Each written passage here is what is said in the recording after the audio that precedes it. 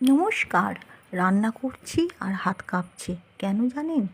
এই যে চিড়ে ভাজছি দেখে মনে হবে সব ঠিক আছে, কিন্তু আমার ভেতরে ঝড় চলছে। আসলে আমার কি হয় শুনুন। বুক ধড়ফড় করে, মনে হয় হাড়টা বেরিয়ে আসবে। শ্বাস নিতে পারি না, মনে হয় দম বন্ধ হয়ে যাচ্ছে। হাত পা সব ঠান্ডা হয়ে আসে, শরীরটা ঘেমে যায়, মনে হয় এই বুঝি মারা যাব। অকারণ ভয় হয়, নিজের মধ্যে একটা অকারণ ভয় চলে।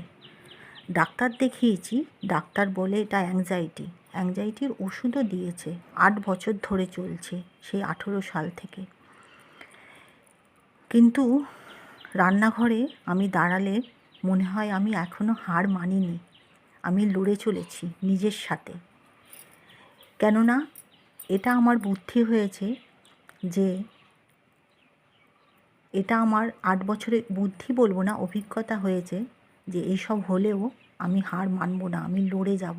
কেননা এই প্যানিক অ্যাটাক বা অ্যাংজাইটিতে কেউ মরে যায় না।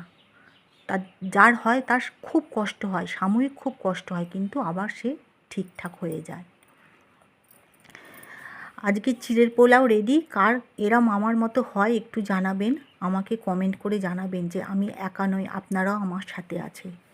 প্যানিক অ্যাটাক এলে আমি কি করি জানেন? 5টা জিনিস দেখি, 4টে জিনিসকে ছুঁই আর গভীর শ্বাস নিই আর শ্বাস ছাড়ি। কিছুক্ষণ পর এটা আমার ঠিক হয়ে যায়, কেননা ওষুধের সাথে এগুলোও দরকার। ডাক্তার কিন্তু এগুলো বলে দেয়নি, এগুলো আমি সোশ্যাল মিডিয়া ঘেঁটে পেয়েছি।